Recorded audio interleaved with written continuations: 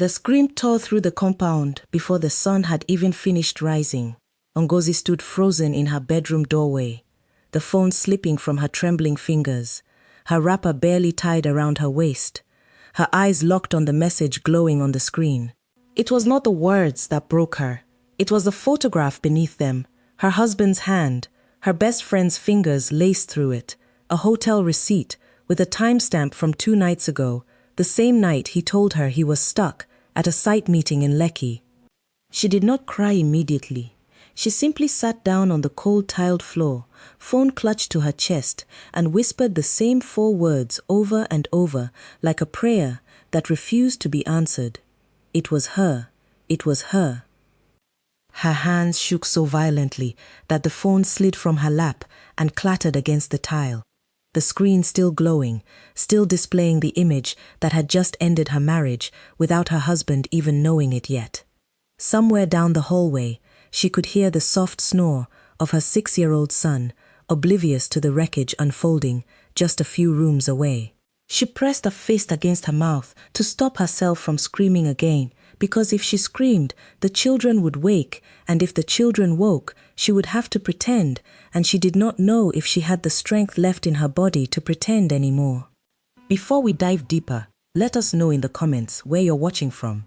We'd love to hear from you. And if you're new here, click on the subscribe button so you never miss any of our upcoming videos. 3 months earlier, Ngozi Adaeze had believed she had everything a woman could pray for. A husband, Kelechi, who worked long hours at his logistics company, but always came home smelling of the same cologne she bought him every Christmas. A modest but comfortable duplex in Magodo, its gate painted a deep green that matched the hedges Kelechi trimmed himself on Saturday mornings. 2 children asleep in the next room, their laughter still echoing faintly in the hallways even after bedtime.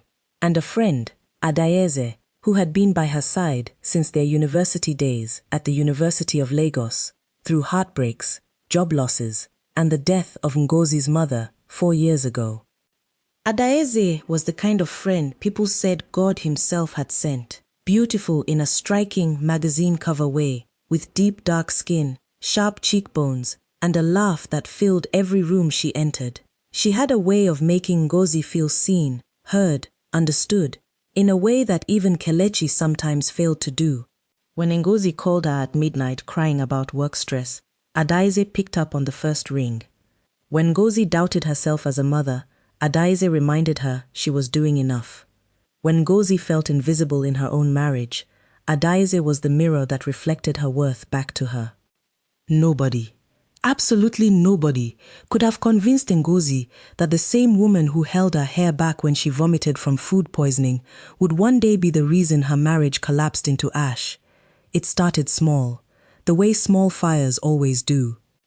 "You look tired again," Adaeze said one Sunday afternoon, swirling her drink at the small lounge they always met at along Allen Avenue.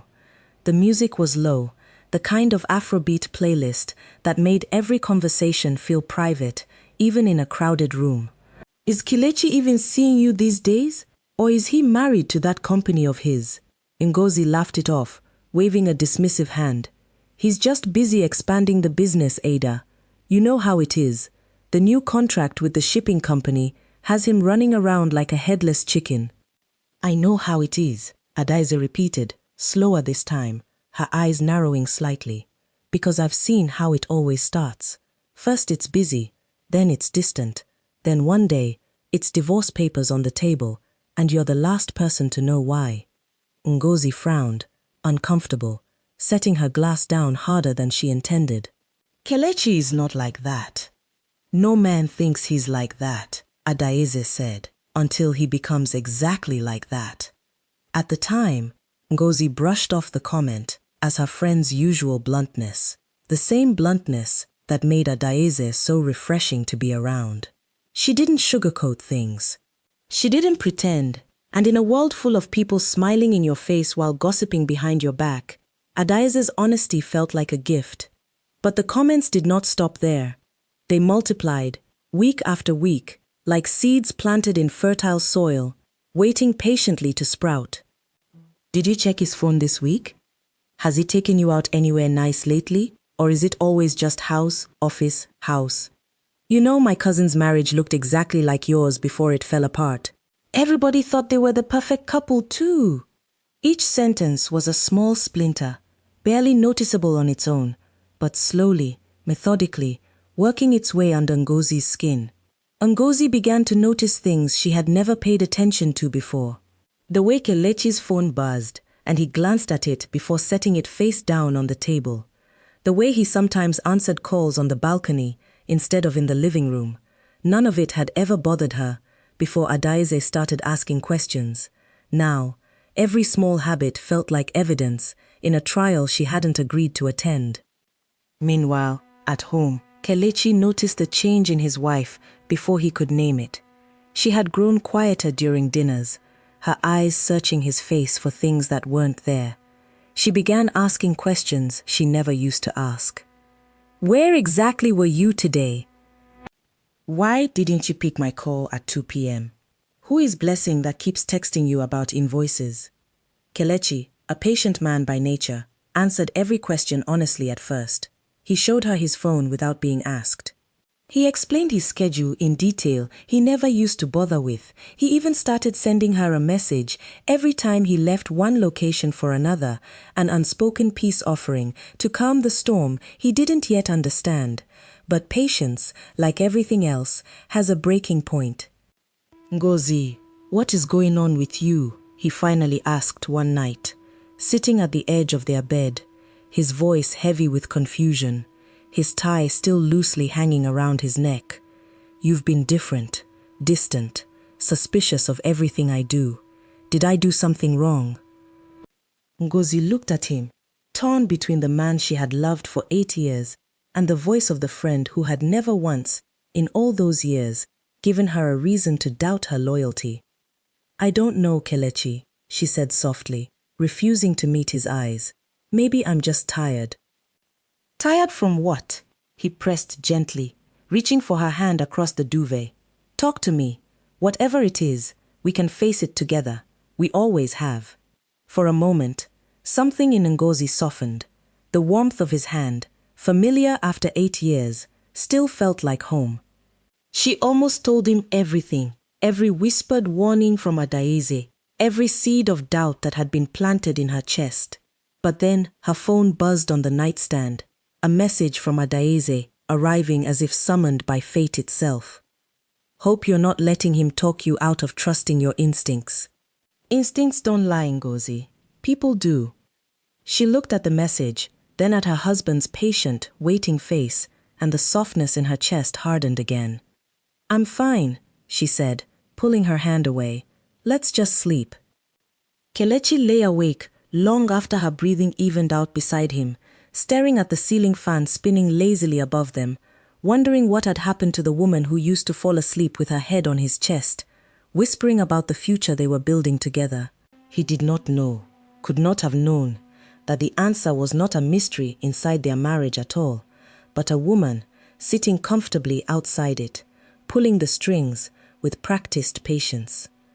What Ngozi did not know, what she could not have imagined even in her worst nightmares, was that every single time she poured her heart out to Adaeze about her marriage, every insecurity, every small disagreement with Kelechi, every moment of vulnerability, Adaeze was collecting information, not for comfort, not for friendship, but like a hunter studying the paths of an animal before the final strike.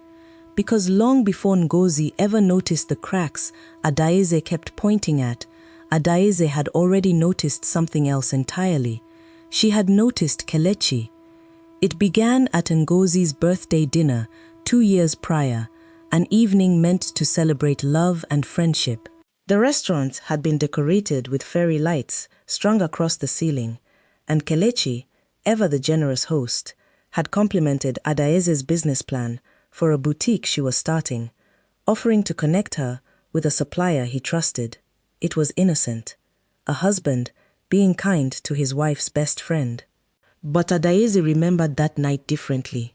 She remembered the warmth in his voice, the ease of his laughter, the quiet confidence of a man who built things with his hands and his mind. And somewhere in that memory, a dangerous seed took root. At first, she told herself it meant nothing. She was simply appreciating a good man, the way anyone would. But over time, as she watched Ngozi and Kelechi build their life together, seed a business, raise two beautiful children, celebrate anniversaries with elaborate parties Adaeze herself helped plan, that appreciation curdled into something uglier: envy, desire, and eventually, obsession disguised as friendship. She began finding reasons to be near him, dropping by the house under the excuse of seeing Ngozi, only to linger in the kitchen when Kelechi walked in from work, offering to help him carry his laptop bag, laughing a little too long at his tired jokes, asking Ngozi to relay business advice from him, then following up directly with Kelechi herself, phone in hand, voice sweet as honey. "Just a quick question for your husband," she would say, "since you're always so busy with the kids." Ngozi, trusting to a fault, saw nothing wrong. Why would she?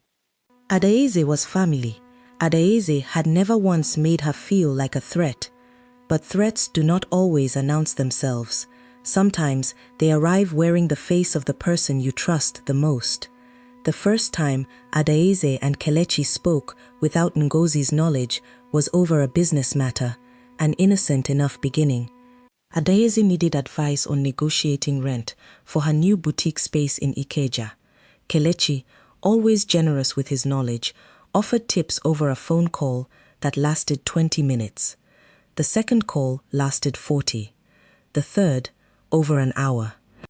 By the fourth call, they were no longer discussing rent.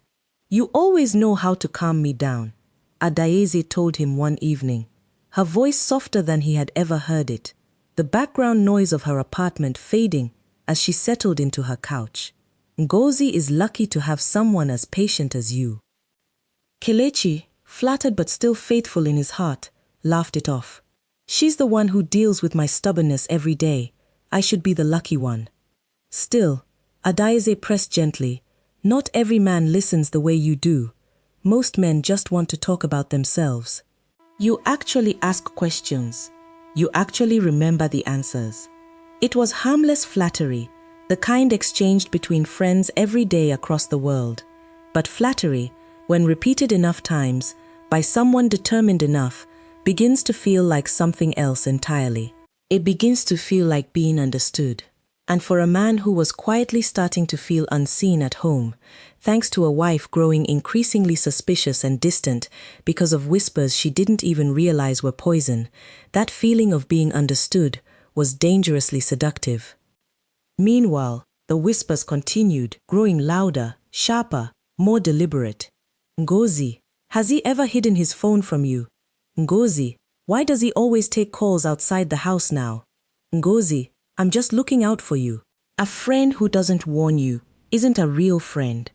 Each question was carefully designed, not to protect Ngozi, but to destabilize her, to make her doubt the one person who had never given her reason to doubt him, while the real danger sat comfortably in plain sight, disguised in the warm embrace of friendship. One Saturday afternoon, Ngozi sat across from Adaeze at their usual spot, stirring a cup of Chapman she hadn't touched in 20 minutes, the ice melting slowly into the untouched liquid. "I think Kelechi is hiding something," she finally admitted, voice cracking. "He's been on his phone more. He steps outside to take calls. He comes home late sometimes, without explanation. Last week he said he was at a supplier meeting until 9, but when I called the office landline to ask for him around 7, they said he had already left." Adaeze's face arranged itself into practiced concern, though inside, something darker stirred, something close to triumph. She reached for her friend's hand slowly, careful, deliberate, the way an actress hits her mark on a stage she has rehearsed 100 times. "I've been telling you, Ngozi. Men change, even the ones we think we know." "What should I do?" Ngozi whispered, the weight of 8 years of marriage suddenly feeling unbearably heavy on her shoulders. "Confront him," Adaeze offered, watching Ngozi's face carefully for a reaction, but gently. "Don't accuse." Just ask, see how he responds.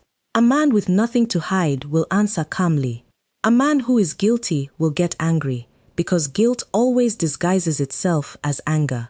It was advice that sounded wise, sounded protective, sounded like exactly the kind of thing a devoted friend would say. And so that night, Ngozi did exactly as she was told. "Kelechi," she said carefully, as he loosened his tie after another long day. "Were you at the office until 9 last week? I called the landline around 7, and they said you had already gone." Kelechi paused, his hand still on his tie, a flicker of something crossing his face. Not guilt exactly, but the exhaustion of a man who felt, for the first time in his marriage, like he was being cross-examined in his own bedroom. "I left the office early to see a client near the mainland," he said slowly. "I told you that morning, don't you remember? I even mentioned the client's name, Mr. Okonji." Ngozi did remember, vaguely, but the seed Adaeze had planted bloomed instantly into suspicion instead of relief. "Why does it feel like you're always somewhere I can't verify?" Kelechi's jaw tightened, the first real flash of frustration breaking through his usual patience. "Because you've started treating every single thing I do as a lie waiting to be uncovered, Ngozi. I come home, I answer your questions, I show you my phone whenever you ask, and it's still never enough. What exactly are you looking for?" His voice had risen, not out of guilt, but out of the exhaustion of a man defending himself against accusations he didn't understand the origin of. And exactly as Adaeze had predicted, his rising voice looked, to Ngozi's clouded eyes, like the anger of a guilty man rather than the frustration of an innocent one. She reported every detail back to Adaeze the next day, and Adaeze listened with the patience of a woman gathering ammunition. "See," Adaeze said softly, "innocent men don't get defensive like that." What neither woman said aloud, what Ngozi could not have known, was that 2 nights before that very conversation, Kelechi and Adaeze had sat together in a quiet corner of a restaurant in Victoria Island, far from anyone who might recognize them, and Adaeze had looked into his eyes and said something that would set the entire tragedy into motion. "You deserve to be with someone who doesn't make you feel like a suspect in your own home," she had whispered, her hand resting lightly on his over the table. "Someone who sees you, really sees you." Kelechi, worn down by months of suspicion he didn't understand, tired of being questioned for crimes he hadn't committed, had felt something dangerous stir in his chest.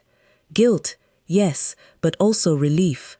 The relief of being looked at without accusation, even if it was from the wrong pair of eyes. "If she ever finds out," Kelechi had said that night, guilt written across his face, even as his hand remained beneath hers, "it will destroy her." Adaeze had smiled, slow and certain, the smile of a woman who had already calculated every outcome. "She won't find out," she said, "not if we're careful. And even if she suspects something, I'll make sure she doubts herself before she ever doubts us." It was a promise made in the dark, sealed with a kiss that betrayed 8 years of friendship and 8 years of marriage in a single breath.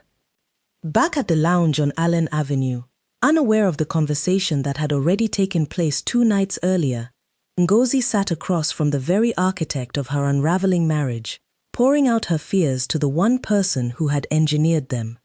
"Maybe you're right," Ngozi said quietly, staring into her melted ice. "Maybe I should start preparing myself. Maybe this marriage isn't what I thought it was." "I think," Adaeze said, taking her friend's hand again, her thumb tracing slow, comforting circles over Ngozi's knuckles, "that it's time to start thinking about protecting your peace. Before he breaks you completely. I love you too much to watch that happen." Ngozi nodded slowly, tears gathering in her eyes, utterly unaware that the woman comforting her was the very storm dismantling her life, one gentle, poisonous word at a time. Back in the present, sitting on the cold, tiled floor of her bedroom, phone still clutched against her chest, Ngozi finally understood the pattern she had been too blind, too trusting, too heartbroken to see. Every warning Adaeze had given her about Kelechi had not been protection. It had been preparation. Every suggestion to leave her marriage had not been friendship. It had been strategy, a slow, calculated campaign to break Ngozi's spirit and clear the path toward the very thing Adaeze had wanted long before Ngozi ever noticed a single crack. Her husband. The photograph on her phone blurred as fresh tears filled her eyes. But one truth burned clearer than anything else in that devastating moment. The enemy had never been outside her marriage. She had been sitting across from her at every single lunch, holding her hand at every single confession, whispering poison disguised as love for months, long before the affair had ever begun, and long after it had already destroyed everything Ngozi thought she knew. And as the first rays of morning light spilled fully into the room, Ngozi rose slowly from the floor, wiped her tears with the back of her trembling hand, and made a decision that would set into motion a confrontation neither her husband nor her best friend was prepared for. She was done being the last person to know. She was done being managed. And very soon, both of them were going to learn exactly how dangerous a woman becomes the moment she stops doubting herself and starts seeking the truth. She picked her phone back up from the tile, her reflection staring back at her in the dark glass before the screen lit again. She did not reply to the message. She did not scream or call or send a single accusing word into the world. Instead, she opened a blank note on her phone and began to write, slowly, deliberately, the first entry in what would become a record of everything she was about to uncover. Day 1, she typed. Today I stopped being asleep. Outside, the city of Lagos was waking up the way it always did, horns blaring faintly in the distance, hawkers calling out to early risers, the ordinary rhythm of life continuing as though nothing had changed. But inside that quiet bedroom in Magodo, something had shifted permanently. A woman who had spent months doubting her own instincts because someone she trusted had told her to, had finally begun trusting herself again. And that, more than any photograph or hotel receipt, was the beginning of the end for both the marriage she thought she knew and the friendship that had never truly existed at all.